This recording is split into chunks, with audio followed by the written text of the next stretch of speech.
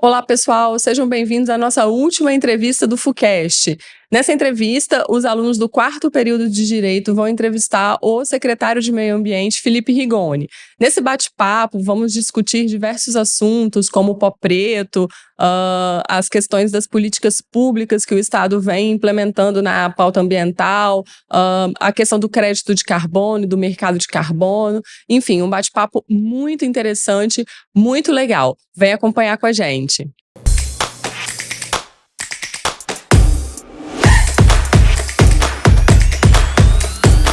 Olá a todos os espectadores do FUCast, eu sou Tamara Camille. E eu sou André Gomes. Nós somos alunos do quarto período de Direito da FUCAP e hoje nós estamos com um ilustre convidado que é engenheiro de produção, mestre em políticas públicas pela Universidade de Oxford, ex-deputado federal e atual secretário do Meio Ambiente do Estado do Espírito Santo. Queria agradecer ao secretário por ter vindo aqui na nossa entrevista, aceitado o convite. Então, muito obrigado. Espero que possa ser proveitoso para ambas as partes. Obrigado a vocês. Então, secretário, para começar, qual foi a sua motivação pessoal? Teve algum interesse específico em ter aceitado o convite do governador para assumir a Secretaria do Meio Ambiente? Olha, assim, primeiro é importante dizer que foi uma surpresa muito grande, assim, para mim, quando eu fui convidado para ser secretário do Meio Ambiente. Porque apesar de, com certeza, eu acompanhar todas as questões do meio ambiente brasileiras, etc., quando eu era deputado, as três principais pautas, né, que eu sempre tive eram educação, ciência, tecnologia e economia, né, economia Legal, geral. bacana. E óbvio que eu participava muito das comissões de meio ambiente e tal, mas não era protagonista nessa área. Quando o governador me fez o convite, eu fiquei primeiro surpreso, né, porque não era a área foco que eu sempre tive, mas muito instigado, assim, porque não tem jeito, assim, o meio ambiente é a pauta do século, né, a sustentabilidade é a pauta do século, e existem muitos desafios organizacionais no meio ambiente, não só capixaba, né? E eu sempre fui um cara, mais do que da economia, da educação, da ciência e tecnologia, de qualquer outra pauta, da eficiência da gestão pública.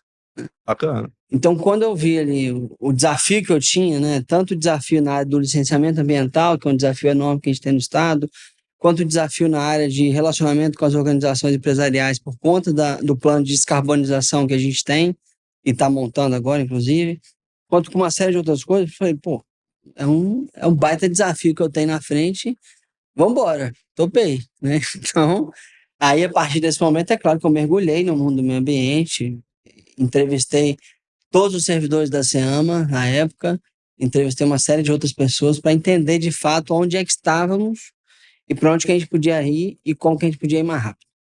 Esse sempre é meu mote, assim, a gente sabe muito do que tem que ser feito, mas precisa ser feito rápido.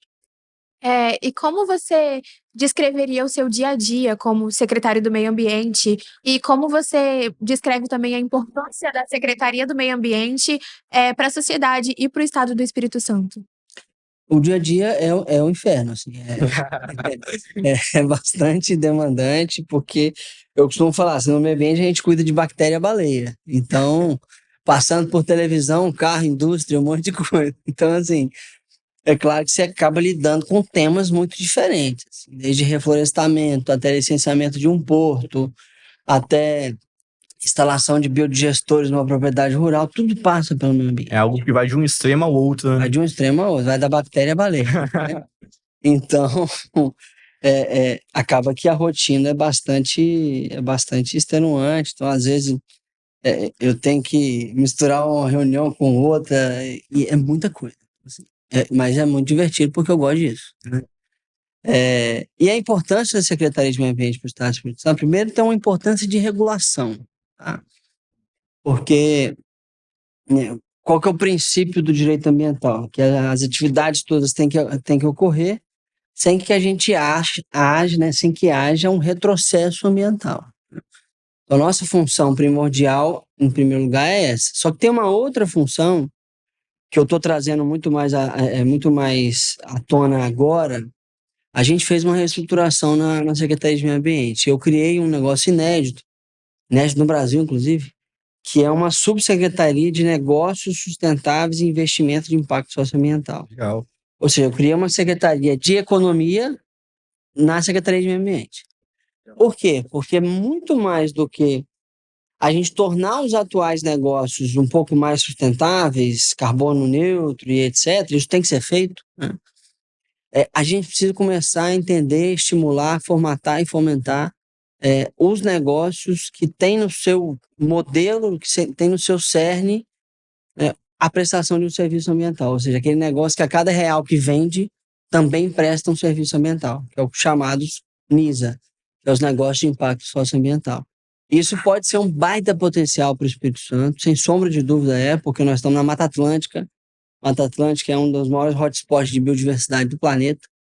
Então isso pode fomentar vários negócios, assim, alguns que a gente nem consegue conceber ainda, porque vai vir de uma ciência profunda, para você tornar os negócios não só mais sustentáveis, mas intrinsecamente sustentáveis.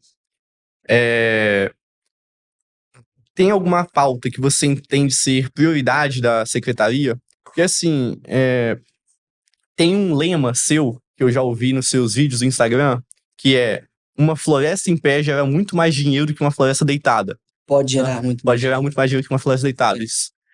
Você realmente acredita nisso? Porque, assim, a gente na sociedade tem uma visão engessada de que não dá para gerar economia sem desmatar. Dá. Então, Hoje algo dá. bem novo, né? Esse que é o negócio.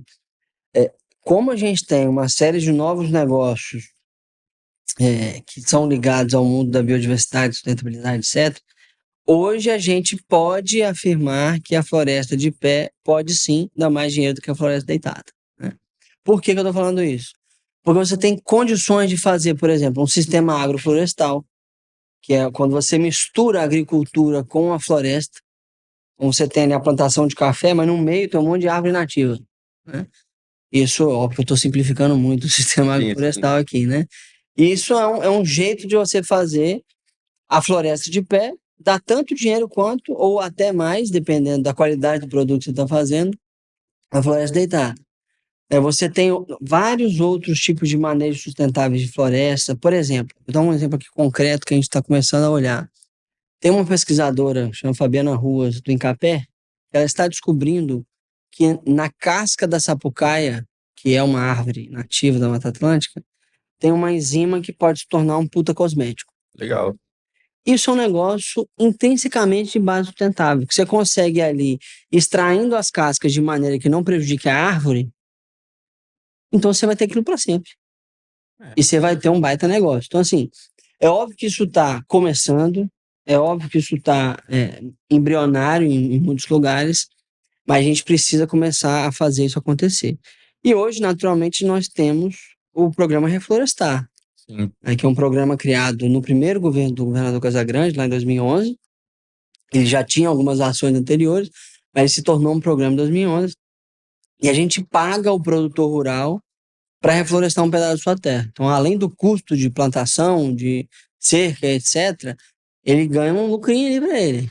Um lucrinho razoável, assim, dependendo da propriedade que nós estamos falando. E parte disso pode ser feito também em sistemas agroflorestais, sistemas silvopastoris, que é quando você tem ali o gado junto com a floresta. Tem várias maneiras hoje em dia de você fazer isso e sim dá dinheiro. Assim, um negócio que eu tenho um ranço danado é quando as pessoas falam assim: não, dá para ser sustentável e as pessoas vão sobreviver. Eu não quero que as pessoas sobrevivam. Eu quero que as pessoas tenham prosperidade, né?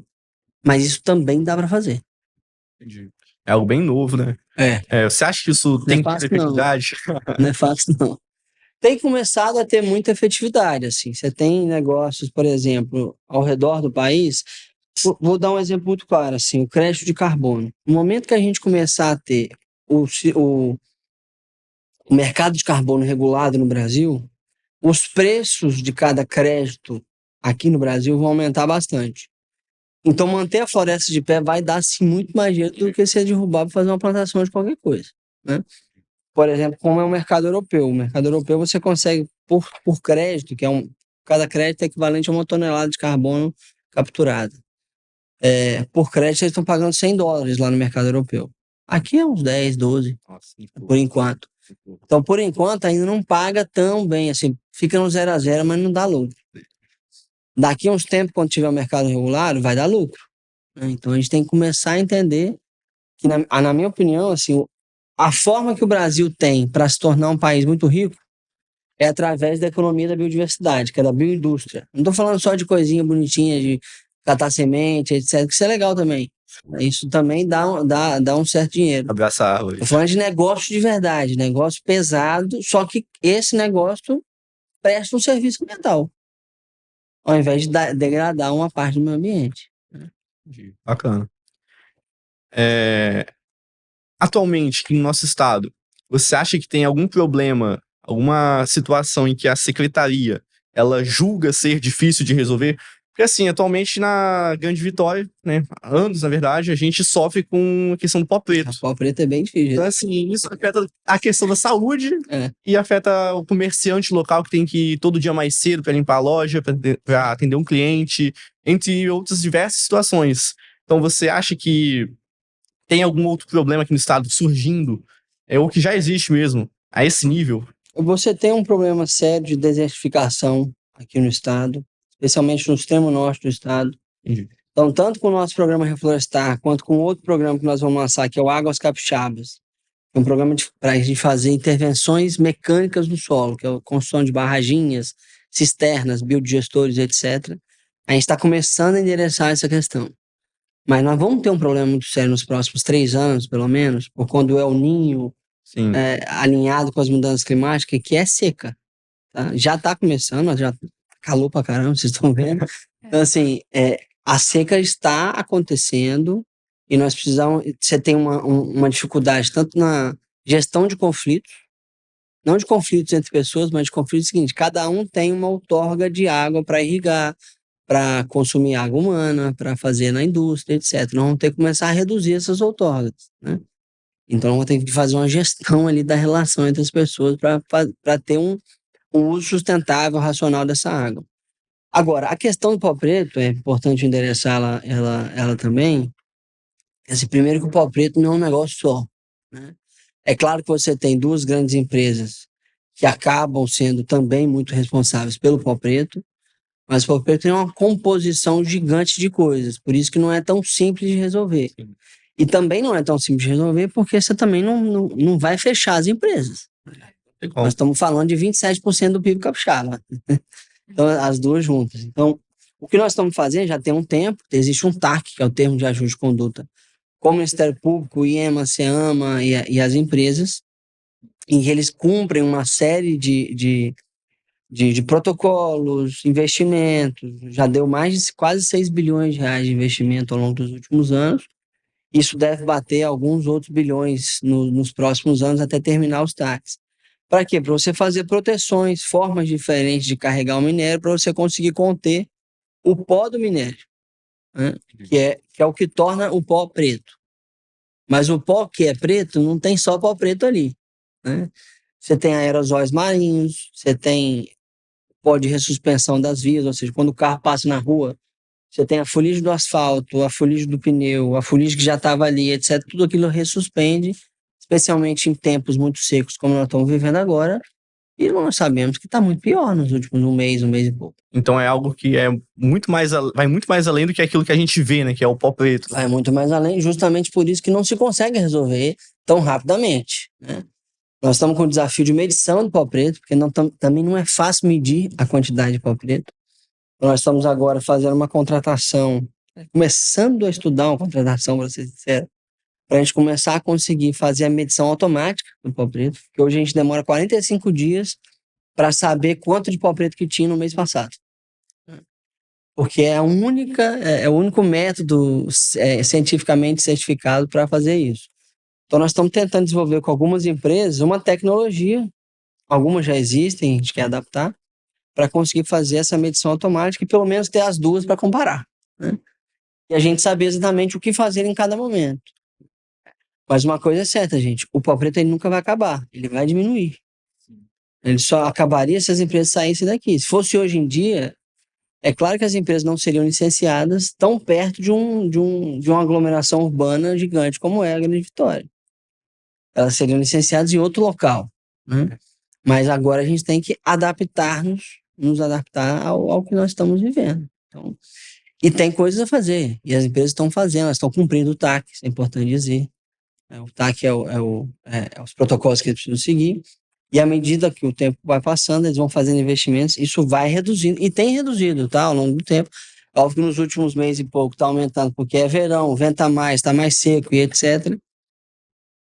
Mas já diminuiu de uma média de 14 gramas por metro quadrado. Nós tínhamos alguns anos atrás, agora fica em torno de 8, 9. Mas o ideal é 5. Isso é bom. Nós estamos chegando lá daqui a uns anos. Isso é bom porque é algo que afeta tudo, né? Afeta a questão economia, por exemplo. A orla de Jaspe Não, é muito da ruim. praia. Eu na Enseada, eu também sei. É complicado. Então, assim, acontece comigo, acontece com quase todo mundo de Vitória. Então, assim, de Vila Velha também e tal. E como forma de resolução dos problemas, vocês buscam parcerias, colaborações com empresas privadas ou entes não governamentais? Como a sociedade, no geral, pode ajudar a mitigar esses problemas ambientais? Bom, naturalmente, a gente faz muitas parcerias com entes privados, não governamentais. Tem uma série de ONGs aqui no estado, várias muito boas, que conseguem fazer um trabalho interessante, desde uma conscientização melhor, tanto do setor público quanto do setor privado, até algum serviço ambiental de fato. Tem algumas ONGs de reflorestamento, tem algumas ONGs que tratam com resíduos sólidos, com lixo. Todas elas acabam ajudando muito. E óbvio que as próprias empresas, instituições privadas, as federações industriais do comércio, do transporte, etc., são grandes parceiras que a gente tem para conseguir resolver esses problemas. Vou dar um exemplo muito claro de cooperação. É o nosso plano de descarbonização. Ele está ficando pronto. Nós vamos lançar ele em consulta pública lá na COP, semana que vem, domingo que vem, vai estar eu, o governador, o pessoal da Findes, o Marcelo Lemos, vai estar todo mundo lá. Nós vamos lançar em consulta pública o nosso plano. E foi um plano concebido em parceria com muitos atores da sociedade. Porque não é um plano de descarbonização do governo do Espírito Santo, é um plano de descarbonização do Espírito Santo. Então, a gente tem que envolver as empresas, tem que envolver uma série de ONGs, as universidades. Esse plano, por exemplo, ele é coordenado pelo professor Neival, da UFES, né, que é uma referência no assunto. Então, o tempo inteiro no meio ambiente, até mais que outras áreas, a gente está sempre coordenando ali. Toda vez que a gente vai fazer um decreto, uma lei, etc., a gente monta um grupo de trabalho que tem Ministério Público, universidade, empresas, setor público e etc. Então, é sempre uma cooperação. Senão, não vai. Essa que é a questão. Por que a cooperação é importante? Muita gente, eu às vezes fico incomodado porque demora. A cooperação demora. Você juntar um monte de gente em torno da mesa para decidir um negócio, demora mesmo. Só que é muito melhor, né? Porque quando a coisa é decidida, vai. As cooperações que a Secretaria tem com os institutos federais é um exemplo disso? É um exemplo disso. Tanto com as universidades, estamos falando de IFES e UFES, né? Quanto com o próprio IBAMA, né? Que é o outro órgão fiscalizador do governo federal na área de meio ambiente, né? E outros órgãos que volta e meia a gente acaba cooperando. Bacana. Você comentou a questão de decretos. Se você puder falar, é claro, como que foi a sua experiência como deputado federal voltado para essas pautas ambientais? Veja, quando eu era deputado federal, eu mais acompanhava as pautas ambientais, com exceção do mercado de carbono, que eu, junto com Rodrigo Agostinho, Marcelo Ramos e outros deputados, a gente tentou botar isso para frente, não conseguimos. Tentamos com muita veemência, mas é algo difícil de fazer quando você quer aprovar uma lei no Congresso. Mas eu mais acompanhava os assuntos ambientais do que atuava diretamente em cima deles.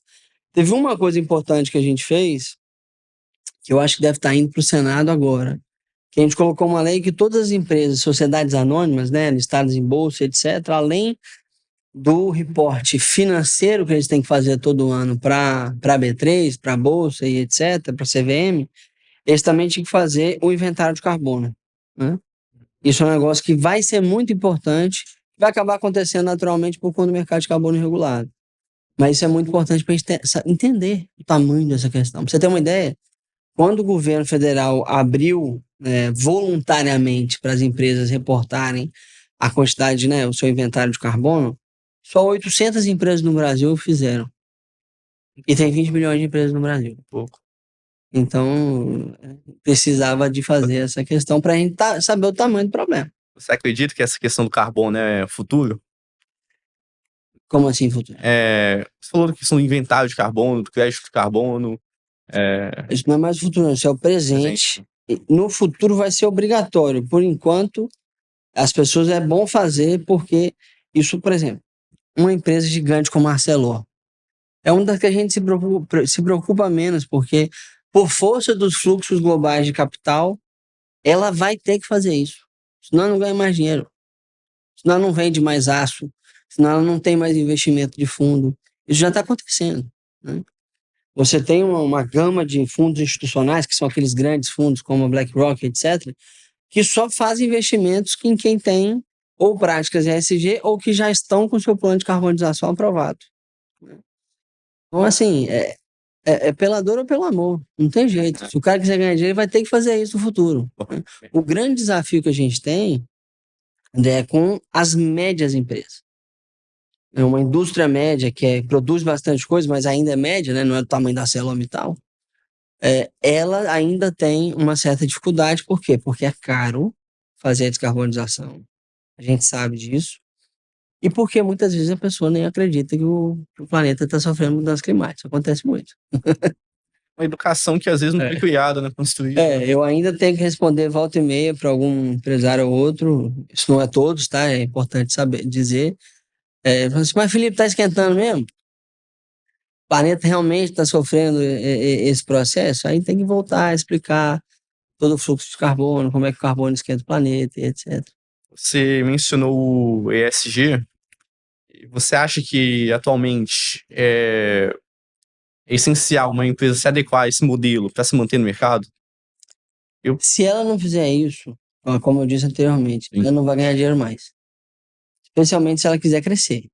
Ela vai ter cada vez mais problema. Ou por força da consciência do consumidor, porque isso também já está acontecendo, ou por força do investimento, ou por força das regulamentações governamentais que virão no futuro.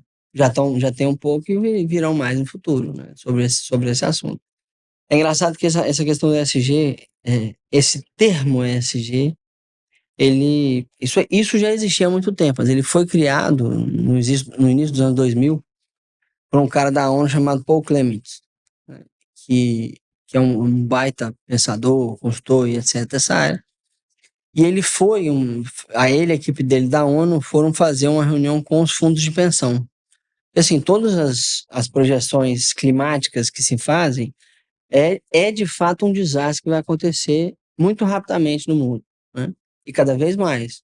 Nós estamos vendo chuvas cada vez mais extremas, secas cada vez mais extremas, e tudo isso cada vez mais frequente. Isso vai ter uma consequência econômica muito séria.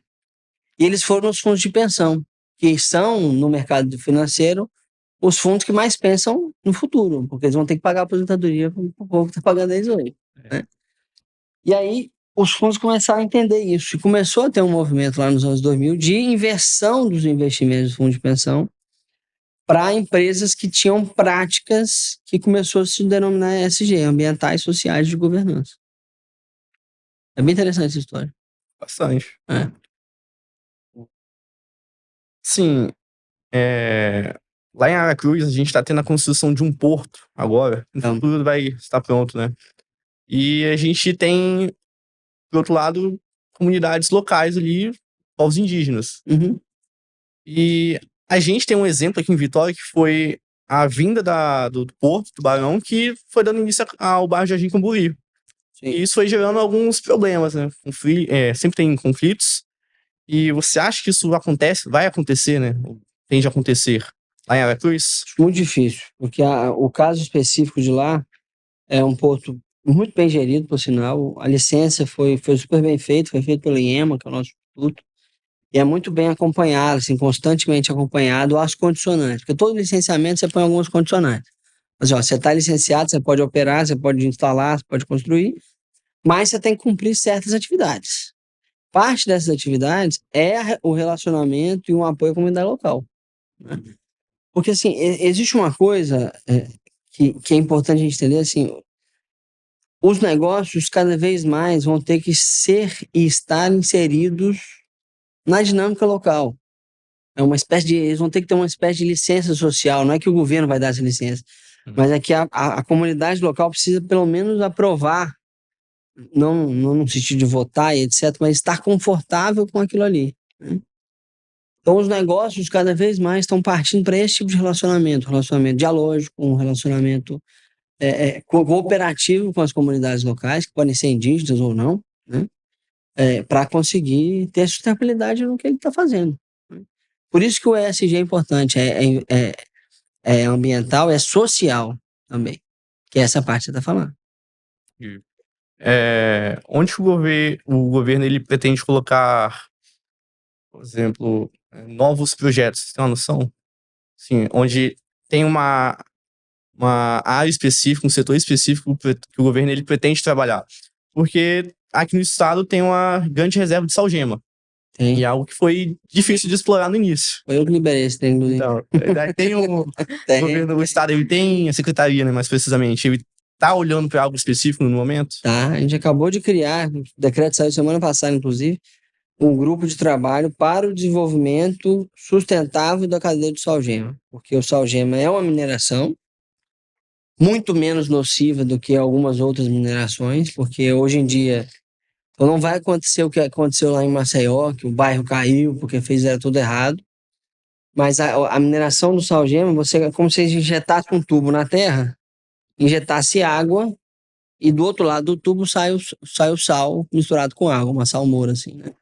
Isso é possível ser feito de maneira super sustentável, assim, e com muita tranquilidade e boa relação com a comunidade local. Lá você tem uma comunidade quilombola, em algumas das áreas do salgema, você tem toda a comunidade ali de Conceição da Barra, que é onde está a maioria das áreas, mas é possível fazer a extração de maneira sustentável, só que mais importante que extrair é você criar um polo de beneficiamento desse salgema lá.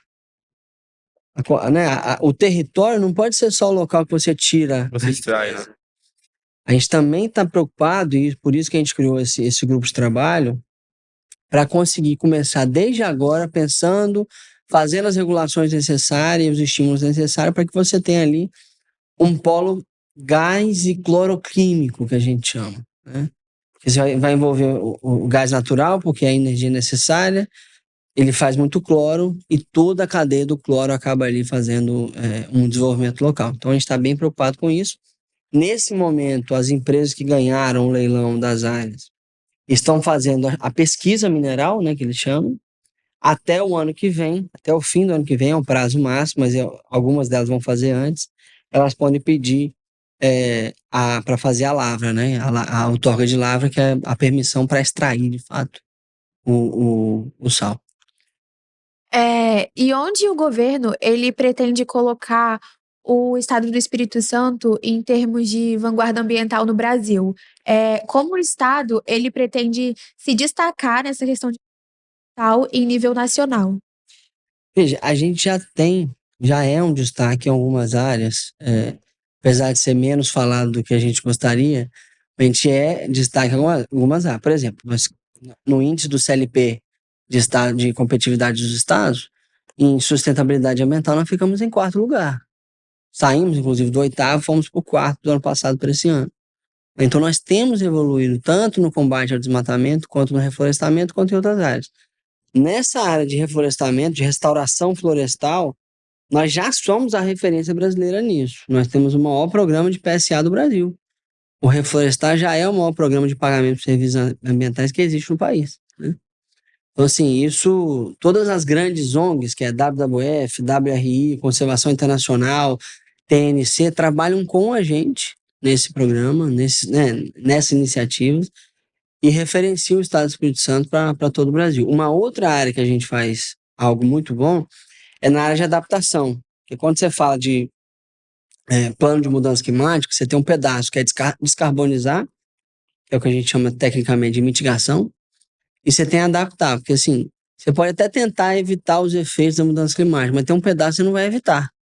Então você tem que se adaptar a eles, ou seja, tornar as cidades mais resilientes, mais preparadas para grandes secas, grandes chuvas ou qualquer outro desastre natural.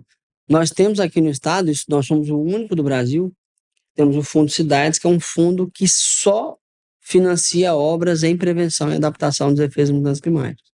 Esse ano já foram aplicados 250 milhões de reais nisso. Tem ideia? Ano passado foi bem mais, ano que vem vai ser um pouco mais. Investimento. Bastante investimento para você. Para quê? Para que quando chover um toró danado, como choveu em 2020 ali no sul do estado, as pessoas não sofram tanto. Em Vila Velha, essas chuvas eram terríveis. Então agora, inclusive em Vila Velha agora já não sofre tanto mais, né? Já melhorou muito e vai melhorar cada vez mais com a macrodrenagem. Então, isso são obras de adaptação que a gente chama. Ou você está fazendo ali uma barragem para segurar a água e ter água em período de seca, ou você está fazendo alguma coisa para drenar a água mais rápido ou proteger as pessoas de deslizamento e etc. para conseguir fazer isso. Por exemplo, nós temos um centro chamado CPDEC, que é o Centro de Prevenção a Desastres da Defesa Civil. Prevenção e resposta, né, a desastre da Defesa Civil. Ele foi feito, ele custou uns 70 milhões de reais aquele centro, ele foi feito com base nos centros americanos, que são parte dos centros mais desenvolvidos no mundo. Então, assim, a gente tem um centro hoje, que eu não sei se é o único, mas é um dos únicos estados que tem um centro tão preparado para responder a desastres ambientais como a gente tem hoje no Espírito Santo. Joane, para finalizar, você falou de desastres. Você acha que a secretaria ela tem um desafio com as consequências atualmente, né? Com as consequências geradas pelas barragens dos anos anteriores atrás? Você tem um desafio, não é das consequências. Né? Toda barragem, ela tem, todo empreendimento tem um risco envolvido. Né? Toda barragem tem um risco envolvido.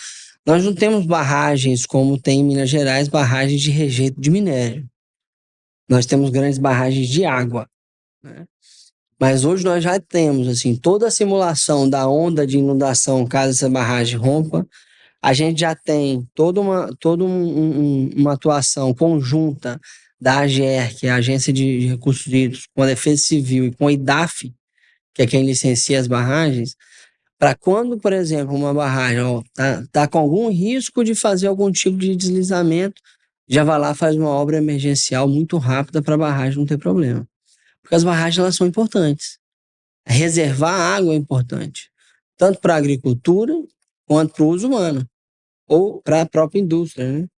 Então, por exemplo, a Grande Vitória ela só consegue ser abastecida porque tem barragens gigantescas no Rio Santa Maria e no Rio Jucu para fazer isso acontecer. Né? Porque isso mantém períodos de seca, por exemplo. Agora, é óbvio que isso tem que ter uma gestão. Né? Então, o grande desafio do meio ambiente não é dizer só o que pode e o que não pode. É fazer a gestão de riscos. Isso é intrínseco à atividade humana. Né? Você vai fazer um empreendimento, tem risco, você tem que gerir o risco. Assim como a gente tem que fazer isso no meio ambiente. Então, Felipe, quero agradecer por você ter aceitado o convite, ter vindo aqui. Sabemos que o seu tempo é curto, um homem ocupado. É tenso. Então, é isso. Muito obrigado. Obrigada. Obrigado, gente. Foi um prazer e estou sempre à disposição.